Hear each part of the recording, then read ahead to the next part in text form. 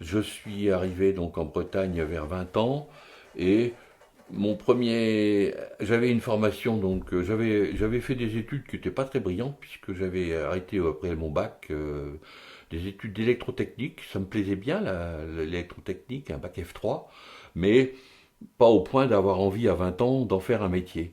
Et donc j'ai commencé à chercher sur Saint-Malo, dans ces coins-là, des embarquements. Et j'ai commencé à vraiment tourner euh, en espérant partir. Le problème, c'est que j'avais rencontré celle qui est devenue mon épouse et elle n'avait pas forcément une vision similaire à moi pour tout ça. Et donc la réalité a fait que bon, ben, je me suis mis à chercher un vrai travail avec un employeur. Alors, comme j'ai terminé mon armée. euh, alors, ce qui est amusant à l'armée, c'est que comme j'avais donc fait des études d'électrotechnique, je me suis retrouvé à faire mes classes. Ils m'ont nommé infirmier. J'ai fait mes classes à Nantes. C'était logique. Et après, j'ai fait mon armée du côté de Lille, à l'aéroport de Léquin, dans les hélicoptères. Et là, comme il y avait quasiment pas d'infirmerie, j'étais fourrier. Donc tout ça pour dire qu'au sortir de cette armée, je suis reparti en Bretagne et j'ai eu l'envie de trouver un vrai métier. Et entre-temps, en croisant un ami de celle qui est devenue mon épouse, il m'a proposé de rentrer comme ambulancier. Et j'ai donc eu un début de carrière assez chaotique où je fais ambulancier. Alors pourquoi ambulancier? Parce que j'avais été nommé infirmier et ça me donnait une équivalence pour le diplôme d'ambulancier qui était nécessaire pour pratiquer cette profession. Alors au début ça m'a plu parce que ça me permettait de voyager. On a fait en ambulance des trajets dans toute la Bretagne et c'était parfois intéressant. On était toujours à deux avec des gens parfois intéressants et parfois qui avaient vraiment besoin d'aide. Et j'ai aussi découvert des grands trajets. On allait dans les Alpes, on allait en Allemagne quand on ramenait des gens qui avaient eu des accidents et qui étaient rapatriés chez eux. Et donc ça a duré 2 ans. C'était sympathique, mais bon, il fallait que ça ait une fin parce qu'il y avait un moment où je me voyais pas faire ça toute ma vie. Mais c'est quand même important d'en parler parce que on avait par exemple à l'époque une spécialisation dans l'entreprise où j'étais, où on était trois quatre. On avait une spécialisation pour les prématurés. Et là, c'était vraiment quelque chose de passionnant parce que on était appelé par le CHU de Rennes, donc, qui avait pour vocation d'accueillir les prématurés de toute la Bretagne. Et ça se passait donc les 2 jours avant la pleine lune. Il y avait une montée en puissance des accouchements de femmes prématurées. Et donc, ces accouchements nous obligeaient à partir de jour comme de nuit avec une couveuse. On partait pour aller chercher ce prématuré. Et il y a des fois, on est revenu avec des bébés qui faisaient 1,5 kg, 1,2 kg, 1 kg. 1 kg. Malheureusement, la plupart du temps, ces bébés d'1 kg ne survivaient pas. Et ça a été très très très difficile. Et j'en parle parce que une anecdote qui a été plus ou moins bien vécue par quand j'ai eu mon premier gamin, j'avais 22 ans, 23 ans. J'ai eu mon premier enfant avec mon épouse et quand il est né, je l'ai regardé sous toutes les coutures et l'infirmière, l'accoucheur qui me dit mais il est magnifique ce bébé, il fait 3,9 kg, etc. Mais j'étais persuadé qu'il avait tous les défauts du monde parce qu'en fait j'en avais tellement vu de ces bébés que j'étais persuadé que ça allait être un enfant mal formé. Parce qu'il faut voir que ces prémas qu'on amenait à l'hôpital Pontchaillou à Rennes, c'était parfois des enfants où il manquait la colonne vertébrale n'était pas finie, il y avait parfois des crânes pas fermés, etc. Enfin, c'était vraiment des cas, et c'était très très difficile. Mais en même temps, il y a des enfants qu'on a réussi à sauver et derrière, c'est une satisfaction parce que à l'époque, les centres prématurés, il n'y en avait pas beaucoup. Et l'hôpital de Saint-Malo, l'hôpital de Brest ou l'hôpital de Saint-Brieuc, où on allait beaucoup, n'avaient rien pour les recevoir et pour les accueillir. Ils vivaient pendant 2, 3 mois à l'hôpital, sous couveuse, pour être alimentés. Et après, il fallait s'occuper aussi du lait maternel pour leur amener le lait de leur maman, qu'on allait aussi chercher régulièrement pour les nourrir. Bon, ça c'est une anecdote, mais c'est intéressant parce que cette expérience d'ambulance m'a beaucoup plu. Mais bon, au bout de 2 ans, mon épouse, à cette époque, m'a fait comprendre que avec avec l'enfant qu'on avait, etc., bah, il fallait peut-être envisager de refaire quelque chose. Et là, j'ai eu la chance de tomber sur une petite annonce pour une formation une formation pour adultes. Et je suis reparti 2 ans en formation à Paris, à Champs-sur-Marne, dans un centre de formation pour adultes, où j'ai fait une formation, ça s'appelait technicien de bureau d'études en construction d'équipements électriques et électroniques. Donc une continuation de mon bac F3, que j'avais un peu oublié, mais surtout, disons, une porte ouverte pour retourner un petit peu dans le métier que j'étais censé avoir pratiqué. J'ai passé 2 ans à Paris aussi. Alors là, c'était la semaine à Paris, enfin c'était dans la banlieue parisienne, pas loin de chez, à l'époque, Euro Disney, qui n'était pas encore construit. Et puis on revenait le week-end pour s'occuper de mon fils et ma fille qui est née aussi peu de temps après. J'ai eu 4 enfants et les 2 premiers sont nés assez rapidement. Ensuite, au bout de ces 2 années de formation, le jury du centre de formation était un jury de professionnels et j'avais commencé à écrire, à faire des petites annonces un peu partout parce que j'avais pas de région particulière qui m'attirait. J'avais commencé à regarder un petit peu sur la côte vendéenne, etc., parce que j'étais toujours attiré par la mer.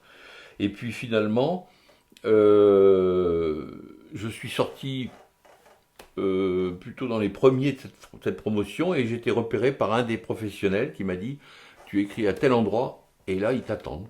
Et effectivement, je suis rentré dans une boîte qui était juste à côté de Rennes, là où j'habitais, en Bretagne, et cette entreprise qui s'appelait Elmo, qui est devenue Merlin-Gérin Bretagne, et maintenant elle s'appelle Schneider.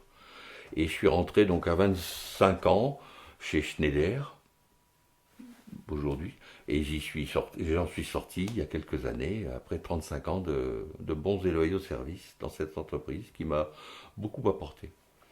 J'avais donc en main un bac plus 2, un BTS, où là, donc j'étais remis à niveau. Et pendant 10 ans à Rennes, bah, j'ai pratiqué un métier dans un premier temps, un métier de bureau d'études. Donc on étudiait des tableaux électriques.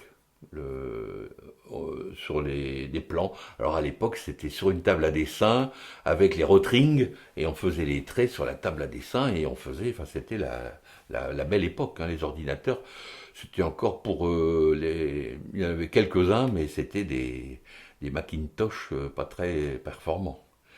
Et après, au bout de 4, 5 ans, je suis passé dans la section plus commerciale. Alors là, c'était la partie, ça s'appelait technico-commercial. On était sédentaire, mais on chiffrait. On chiffrait les affaires. Alors c'était des équipements qui étaient des équipements, des tableaux électriques essentiellement, comme vous avez tous chez vous des tableaux, mais sauf que là, c'était pour de l'industrie.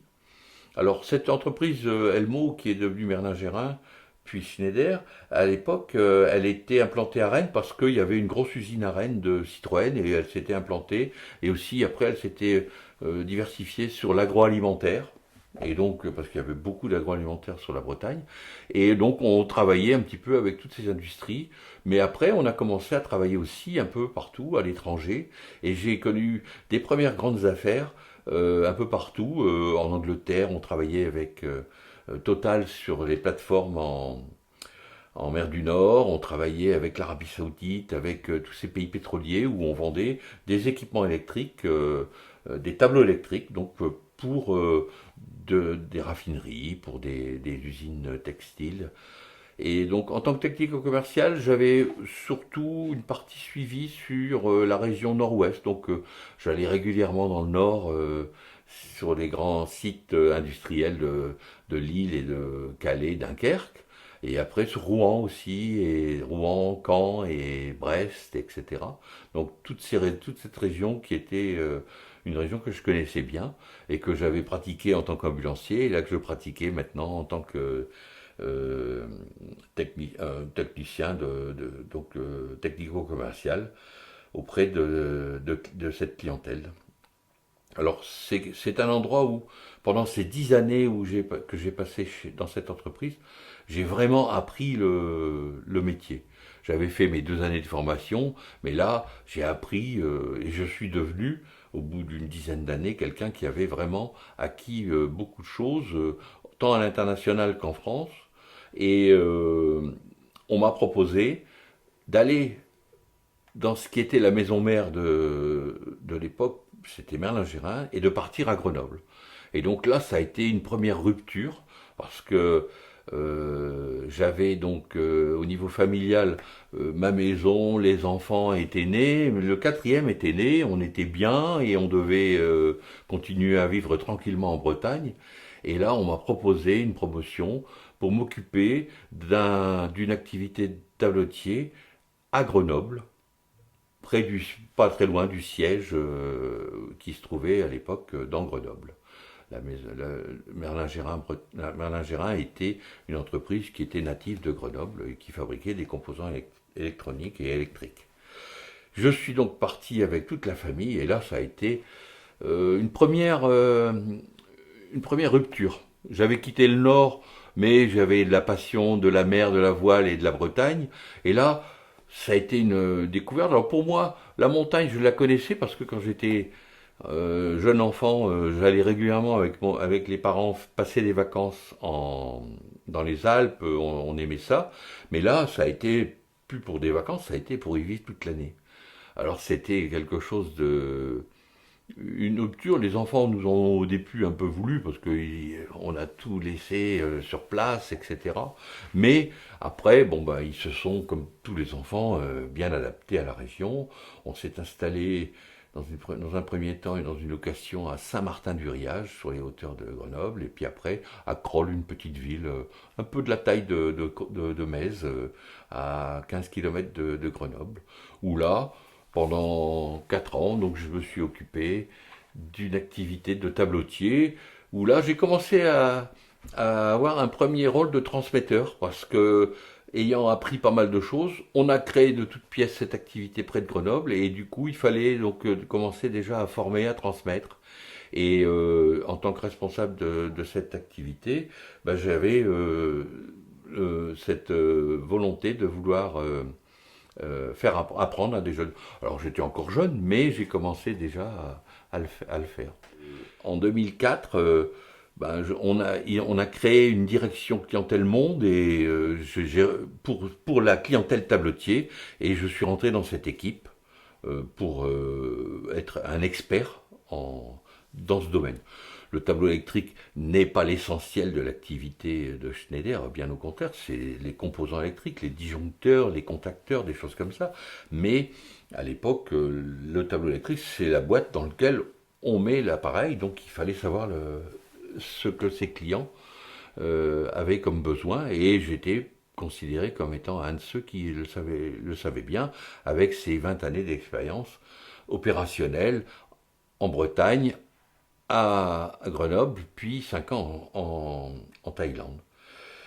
J'ai passé donc une dizaine d'années, de 2000 à 2009, à nouveau en France, dans différents postes. J'ai eu une opportunité de repartir, et donc là, j'ai accepté de quitter à nouveau la France, et en 2009, mi-2009, je suis parti en Chine, où là, c'était autre chose parce que je suis parti tout seul.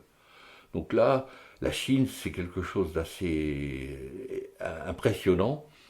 Alors je dis la Chine, mais en fait, il n'y a pas une Chine, il y a des Chines, hein, parce que j'étais à Shanghai.